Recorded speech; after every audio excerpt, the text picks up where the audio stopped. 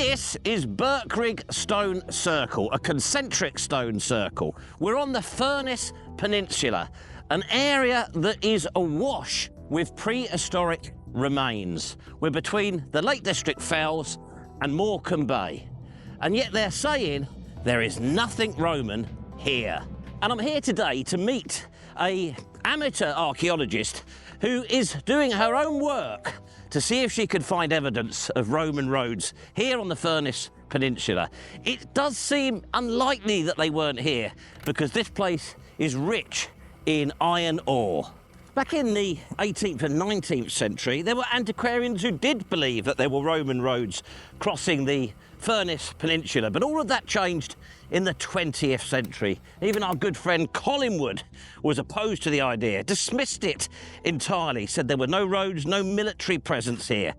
But here we are in the 21st century.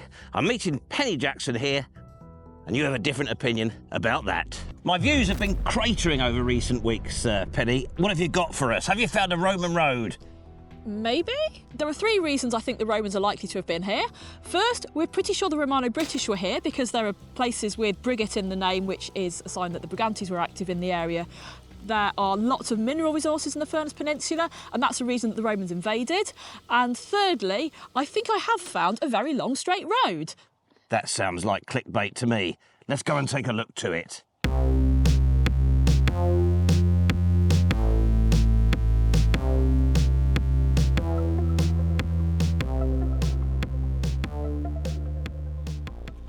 Margery has no Roman roads here on the Furness Peninsula, and neither does the Roman Roads Research Association, despite a network of Roman roads and forts close by. Is this really a Roman roads black hole? Gaythorpe said this of the Romans on the Furness Peninsula in 1909. You'll see there, he's even suggesting that Roman coins that had been found had been dropped much later on. And then in 1924, Collingwood said this: no forts or roads of Roman construction on the peninsula. And Kelly in 1930, this. And there's some wonderful circular logic in that one if you think about it. I'm giving you a few seconds to do that. And that was the prevalent view throughout the 20th century, that there was nothing other than a Roman presence in the background on the peninsula. But it wasn't always so. In the 18th century, Father Thomas West identified a ditch and bank in Dalton churchyard that he thought was a castellum dating to Agricola. He wrote of earthenware, Roman cement, a furnace, an altar fragment, and even a hypocaust being found in a nearby garden. In 1810, the churchyard was excavated by a chap called Close, just prior to these features being removed. Just one potential Roman find, a piece of lead-stamped sole. Father West had the Romans arriving at Conishead Bank after crossing the estuary. The name here derives from Norse for King's Headland, and the road was later known as the King's Highway. He posited a Roman road roughly following what is red and green lanes today, and then heading off over towards Dalton before crossing the Duddon estuary. The 1180 foundation charter of Conishead Priory refers to two roads at that date. A 1446 deed refers to Street Gate. In 1793, we have a Street Gate hedge. But by the 20th century, the tide had turned against these ideas. 2007, Daniel Ellsworth re-evaluated. He suggested that road excavations in the 1920s at Conishead Priory had indeed shown a Roman road, regardless of Kelly's conclusions. 1966 aerials showed two potential roads to the west of the Priory.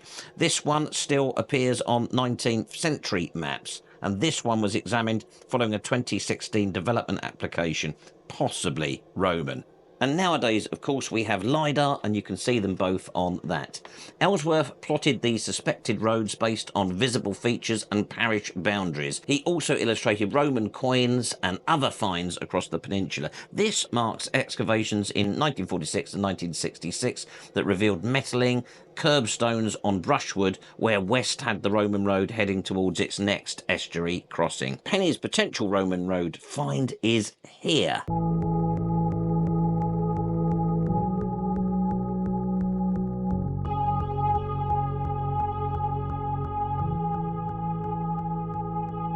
Looking out across the bay, there's Lancaster, the known Roman town just across the bay. And I'm standing on a track which goes along the Furness Peninsula to Chapel Island, which is a known point of crossing across Morecambe Bay. Along this track, we know that the Romans sometimes built their roads near older sites. And over here is Birkrigg Stone Circle, as introduced at the start of the video. Also along this track, we see that the spire of Bardsea Church is in line with Chapel Island, and churches are also often sites that there was more ancient activity in that area. Now, if we look at the LiDAR that Phil Barrett has supplied, the track across Birkrigg Common is deeply scoured into the landscape. You can really see it there. Other sections, I have to say, of Penny's route don't show up so well on the LiDAR, but we'll have a look at that as we move forward from here.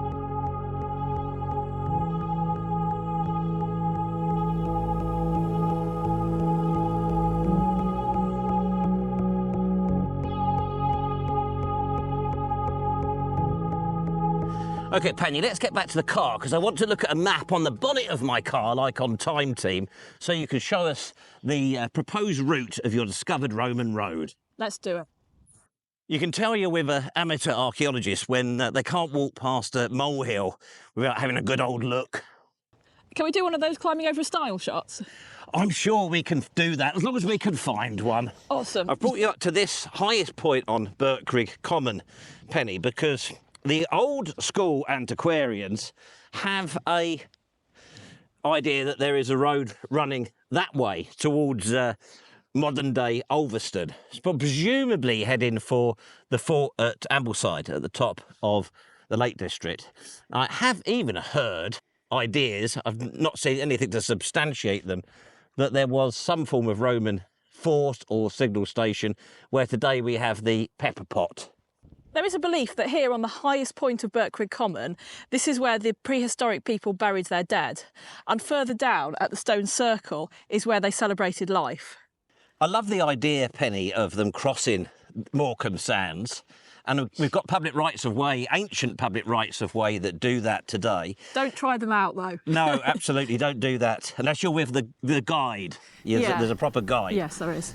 But, you know, do you know of any examples of the Romans crossing sands elsewhere? Not to my knowledge. So being an amateur archaeologist and antiquarian, I don't actually, I don't know for sure what's out there in the literature. But what I do know of is where the Romans have got roads that have either crossed or joined significant bodies of water, probably for boats. So I'm originally from Derbyshire, and there is a known Roman road near where I'm from, which goes down to the River Trent and then it just stops. Well, that can't be a ford, though, because Mike Haken at the Roman Roads Research Association is adamant they didn't use fords, isn't he? Yes, if it does turn out that they cross Morecambe Bay, then he'll have to give us £10,000. That sounds like a result. We've got to prove this, Penny. Yes, We've got to prove this. Yes, we do. The interesting thing is the old antiquarians quoted Tacitus, where he says that during the invasion of this part of Britain, they crossed wooded estuaries. Now, in the 20th century, when all the doubts came in on this subject, the translation was changed to sort of woodland and estuaries. But there is that sort of tantalising clue there in Tacitus that he might have been referring to the Romans being here. You'll notice on these videos, Penny, that there's things like backpacks disappear, but I can see my map on the car and I really want to do the Time Team bit. Oh, I love Time Team. It was like one of my favourite TV shows as a child. And here we are at the car with a strategically placed map on the bonnet, weighted down just like Time Team, so Penny can talk us through the route. OK, Penny, let's have a look at your proposed route then. So we're currently on Birkrigg Common and the track starts across there where it does show on LiDAR, but you can also just see it on aerial photos. It continues past the rather interestingly named village of Sunbrick down this bridle way, at which point it becomes a little bit less clear. It passes this ancient homestead. There is a field boundary which is at a funny angle compared to its surroundings, and there's some LiDAR evidence that that one continued. My theory is it then continued to this bit of long lane, which lines up with these routes here. Around Stainton, I'm not exactly sure where it went, as Long Lane is a little bit wiggly. It might have gone a straighter route to the south. And then it would come into Newton here, down this rather straight track here, and down to the ancient Bow Bridge just south of Furness Abbey. Excellent. And don't worry about the pointing in that, because there will naturally be some sort of overlay. Right, we're now going to go off to that Romano British settlement that we saw along the line of Penny's proposed Roman road. And don't forget, I need to going over a style scene. Yeah.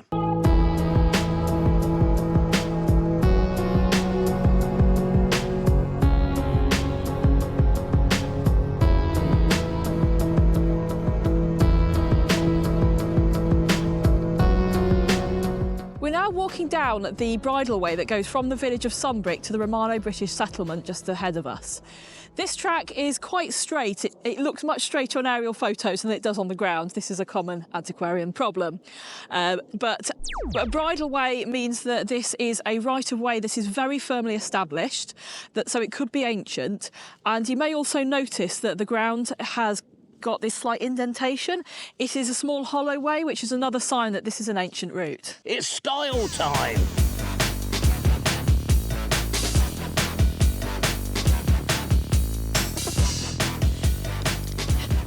That was very stylish. You've always wanted to do that, haven't you, Penny? Of course. We're now in a recognised Romano British settlement with 6 hut circles. Now, its relationship to the Roman road, Penny's proposed Roman road, it's not far. It's just over there. How far would you say that is? A couple of 100 metres, yeah, it's a couple hundred metres at most. The Roman road is over there. We can see it clearly from the settlement. There's a few quite nice features here, Penny. Yes, there are. So right here, there is a cut through some natural limestone pavement. We also have a bank and possible ditch around the field, which is now quite low, but it's very obvious on LiDAR. And there's a sign of an old wall over there with some stones still in situ. And also behind this old oak tree, there's what looks like it could be a couple of small standing stones. Now, it is a nice settlement, Penny, and it is from the Romano British period. We're pretty confident about that. But in this area, they didn't call themselves Romano British, did they? They were almost certainly natural Celtic Britons, just living during the Roman period. So, although it is close to your proposed road, I'm not too sure. What does it really tell us?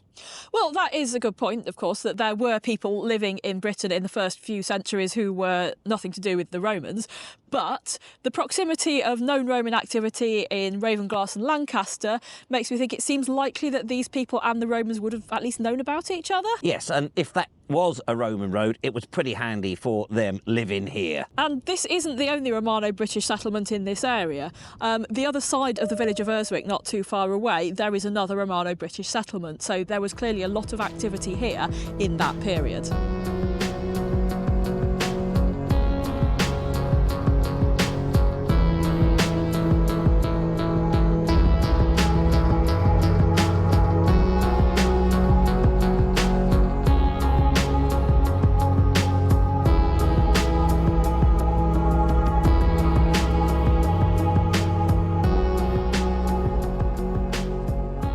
This is Bow Bridge. This is as far as I have traced my line with any degree of certainty. Might be pushing it, but certainly strong indication.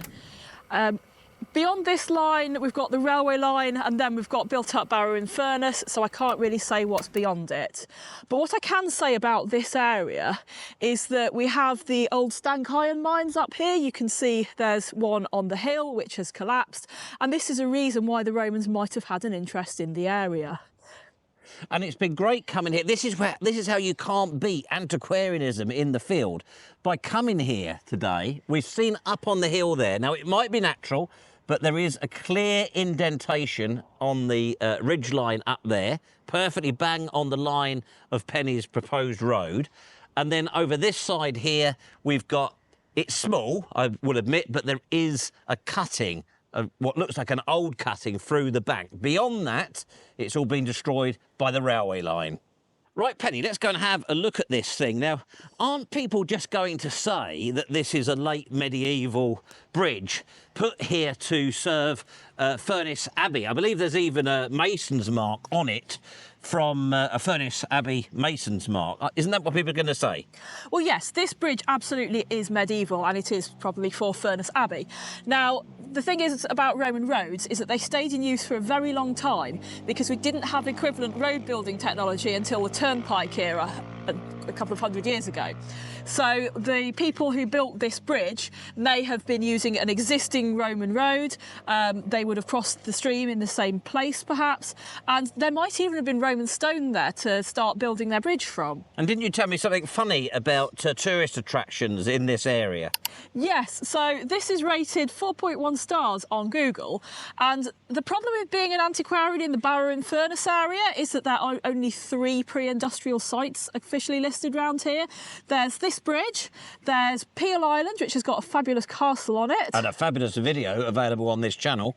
And there's Furness Abbey just up the path here, which is actually possibly going to be closed in winters in the foreseeable future. English heritage.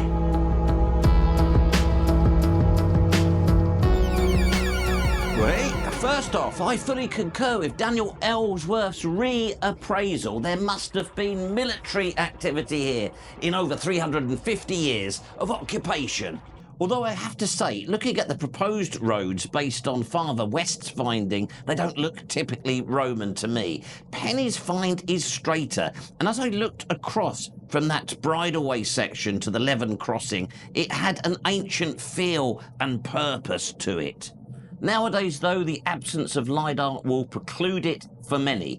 There is this bit where Penny noticed a hedge on the alignment, although it curves here, and older maps show a filled boundary. However, they also show a track on the line and extant then. And then here, where we noticed that dip approaching Bow Bridge, there's something showing on the LiDAR. Let us know what you think in the comments down below. And if I may, a quick word, if you like this channel and you haven't subscribed, please do so. We're aiming at 10,000 subscribers now. Thanks to all our members. And for more information on that, check out the link down below.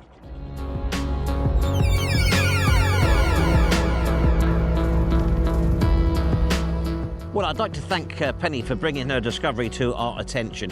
Hopefully this is just a start. We want to find out more about the Romans on the Furness Peninsula. Very much encourage you to share your ideas and observations down below. And over to Penny for the outro. I don't have my own channel to plug unless you count 2 hours of rejected Digging for Britain footage where I failed to find a Roman road. Instead, I'm going to plug the Uncovering Roman Carlisle Gladiator Challenge. Uncovering Roman Carlisle is a community dig happening at Carlisle Cricket Club where we are uncovering a large Roman bathhouse, palace. It's huge and really exciting either way. The Gladiator Challenge is that they have been given £50,000 of match funding from an anonymous donor, which means they need you to donate to the project in order to run a dig season this summer. There will be a link in the comments. Please give generously, and hopefully there will be another exciting video on that project on this channel soon. You've got to make a new video on the Carlisle project now. Thank you.